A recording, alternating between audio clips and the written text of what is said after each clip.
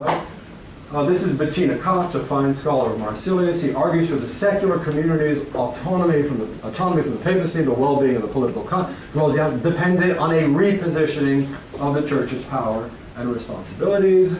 And here's the most famous one. All right, Marsilius again. No coercive jurisdiction over the property or person of any priest or bishop or deacon or group, and still less over any secular community, group, or individual, whatever condition that might be. There is no coercive power granted to the Pope or the religious authorities, and you know who says so? Jesus Christ says so. You're going to see John Locke make a very, very similar argument in about 5 centuries. All right, that's Jesus's idea. All right, not a secular theorist's idea. Okay, very good. So the proper domain of papal action, as we've seen, very good. Got that. And here we go. Some final observations. Marsilius equates unchecked religious rule with societal chaos. Everybody knows the 17th century, right? In Europe, we all understand, right? From the St. Bartholomew's Massacre at the end of the 16th century to the wars of religion to the 30 years. I mean, we all understand this principle that religious rule breeds chaos. This is an equation that undergirds every subsequent form of secularism. The wish for social order is one of the central, albeit widely unrecognized rudiments of the secular worldview. Peace and tranquility, Marsilius cautions, can only be achieved, repeat, only be achieved, when the spiritual arm is subordinated to the temporal authority. In other words, rule by religious authorities is inherently, structurally unstable for the sociologists out there. And on we go. I cannot stress enough that these writers and many others, I can name about 15 other lesser-known contemporaries that were making the exact same point, espoused this proto-secularism because they thought this is what Jesus Christ wanted. Occam was a Franciscan monk and a champion of apostolic poverty. Their rejection, simply put, was not a rejection of Christianity. It created a theoretical space for a religiously sanctified rejection of the rule of religious authorities. The secularists of this era were devout Christians. They believed that a restriction on faith's connection to worldly power was a Christian belief. Okay, so we've moved out of the medieval frame. Let's get to early modernity. I told you it was going to be a slog. I told you, all right? So I'm promising, I'm keeping my promise, but I feel you will walk out of this with a real understanding of the rudiments of where secularism comes from. Who is the most important person in modernity? That's an obvious question. It's Martin Luther. It has to be, right? Is there any thinker that's had more of an influence on our lives than him, whether you love him or not, right? Martin Luther in 1523 writes the first tract on secularism, and it's called On Secular Authority. How far does the obedience owed to it extend?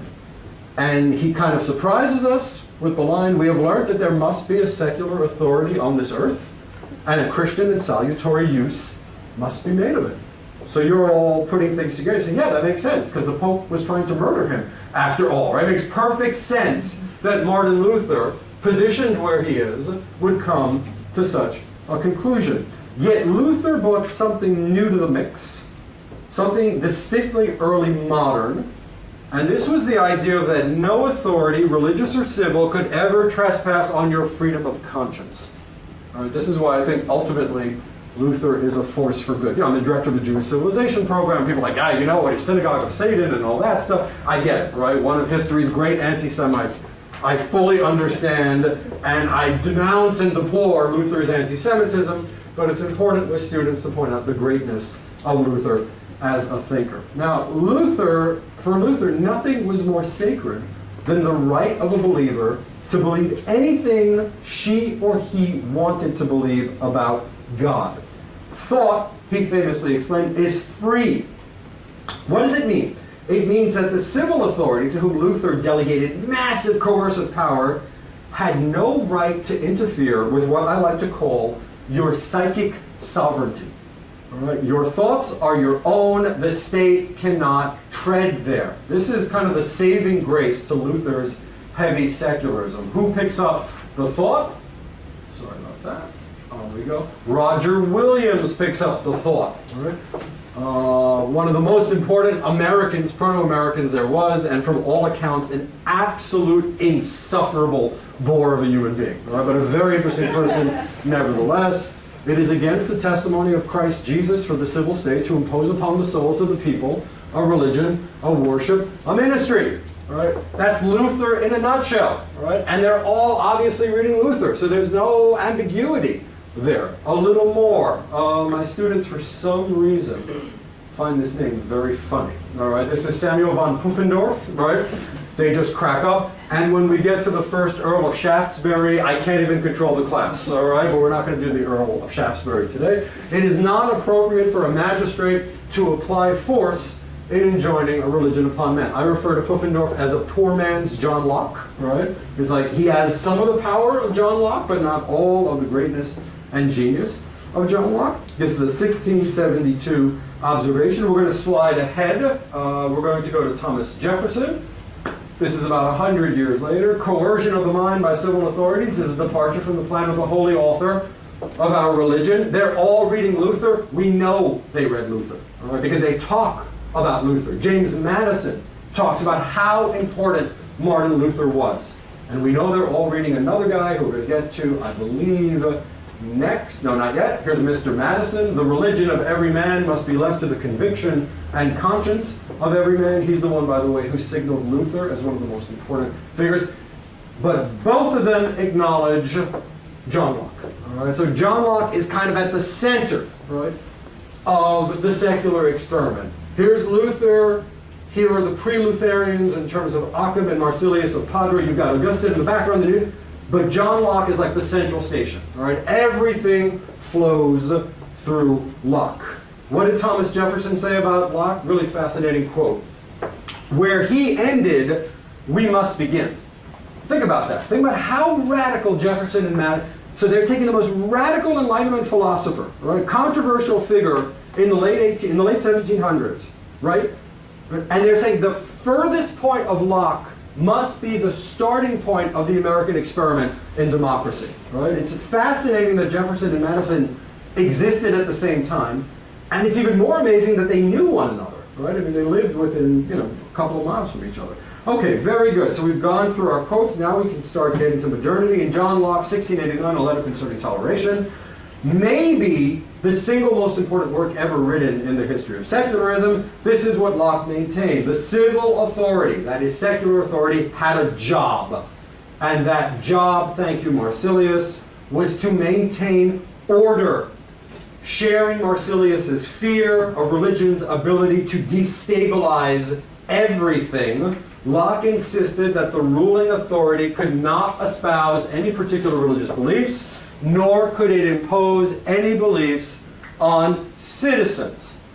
Instead, this is what's so fascinating about Locke, it should aspire for a Christ-like state of toleration. In the United States, we are currently undergoing a crisis of liberal theology. The winning theologies are the theologies of hell and brimstone, of an angry God, of a God who hates lesbian, gay, and bisexual and transgendered folks, right? Of a God who doesn't want gay marriage, of a God who sees America as greater than all other countries, of a God who wants to punish all of it. That's not liberal theology, all right? This is liberal theology. If you read the first lines of A Letter Concerning Toleration, John Locke performs an act of what Friedrich Nietzsche would call transvaluation. He takes all the values, remember Beyond Good and Evil? He takes all the values and he turns them upside down. He says, you know what the most important Christian value is? Toleration. Think about that. All right? Nothing is more important than the virtue of toleration. And like dominoes, from that flows his political philosophy. So what does a good state do? It tolerates others. Easier said than done. And as we all know, John Locke in his own personal life was not an exemplar of toleration, right? But John Locke, at the end of the 17th century, looks back and says, this was like the worst century ever, right? We've never had a worse century. I mean, think about all the things that are going on in Europe in the 17th century. So his bet was this one, right? If we don't have secular government no one gets to God. And I want you all to think about that as one of those core convictions of the secular experiment, right?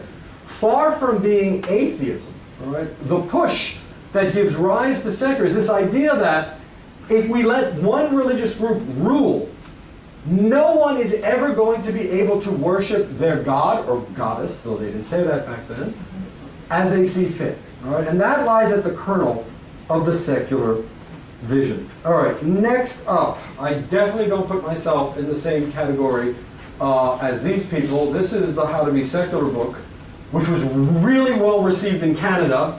Thank you, Canada, right? And really not well received in the United States. I should move to Canada. Secularism is a political philosophy which at its core is preoccupied and often deeply suspicious of any and all relations between government and religion. It translates that preoccupation into various strategies. It all depends on the strategy. There are good strategies and there are awful strategies, like Soviet communist atheism, which we'll discuss in a moment, all of which seek to balance two necessities: the individual citizen's need for freedom of, and here my atheist is showing, or freedom from religion, and a state's need to maintain order. Okay, now we're ready to finish by talking about secularism today. All right? A secularist, in our analysis, is a person who believes that church, or better yet, churches or synagogues or mosques, must be subordinated to the power of the state. This is why secularists are often called socialists, state fetishists, and sometimes Nazis.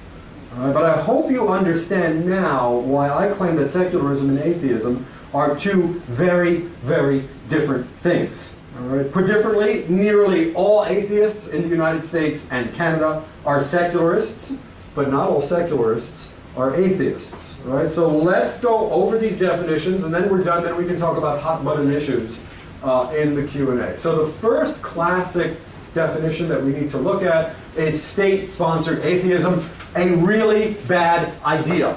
All right? Here is the infamous Albanian Constitution of 1976. Any takers? The state recognizes no religion whatever and supports atheist propaganda for the purpose of inculcating. All right, this doesn't work. It's an establishment of irreligion. All right? A secularist that espouses this type of worldview, and the new atheists come very close, to me, is outside of the ambit of respectable political speculation. All right, state-sponsored atheism. Let us move on to the next possibility. State-sponsored atheism masquerading as separationism. I did a little research. I don't read Russian, but I had colleagues confer with me, so I think I'm pretty solid on this. The situation in Russia going to the Soviet Union was of a public claim of separation of church and state and toleration of religion. But what was actually happening on the ground intermittently, especially during the Stalin years and the Khrushchev years, right, was full-blown persecution of various religious groups, right, from the Eastern Orthodox Church to Jehovah's Witnesses to Jews to Muslims, right? Again, bad news, right? Not the type of secularism we wish to espouse, all right? So it's a state-sponsored atheism that claims it's just separationism. But let me be very clear, it is a form of secularism, without a doubt, right? I don't like when secularists, that has nothing to do with it. It has everything to do with secularism. It's just a really bad, malignant form of secular speculation. Okay, so we've looked at that. Third, now we get closer to the American model. Disestablishmentarianism. Lately we've been talking about the Second Amendment in the United States. That's the gun amendment, right? You know how we all have assault rifles in our country, right? And we're always looking to Canada and we say, well, they're armed to the teeth, except in Quebec, and they don't kill each other at this rate. We're trying to figure out why, right? This is what I'm starting to learn about the Constitution, right, and the Bill of Rights. It's a terribly written document, right? It's ambiguous in the worst possible way. All right, so these are the religion clauses. Congress shall make no law respecting an establishment of religion or prohibiting the free exercise thereof. Nobody really knows what it means, right? There are even some theorists that argue they actually didn't care that much and Mr. Madison was getting bored, right? He was like, yeah, whatever, all right?